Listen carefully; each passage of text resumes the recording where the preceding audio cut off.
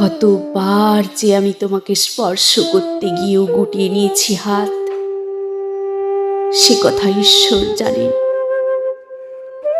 তোমাকে ভালোবাসার কথা বলতে গিয়েও কতবার যে আমি সে কথা বলিনি, সে কথা আমার ঈশ্বর জানেন।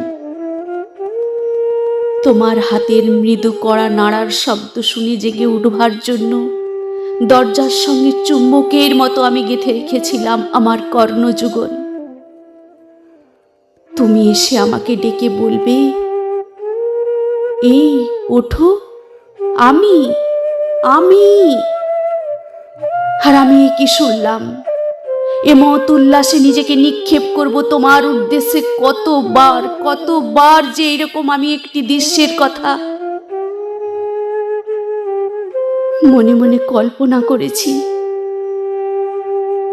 সে কথা আমার ঈশ্বর জানেন।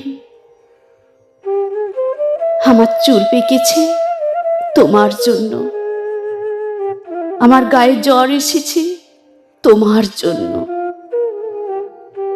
আমার ঈশ্বর জানেন আমার মৃত্যু হবে তোমার জন্য। তারপর অনেক দিন পর একদিন তুমিও জানবে আমি জন্মেছিলাম তোমার জন্য, শুধু তোমার জন্য।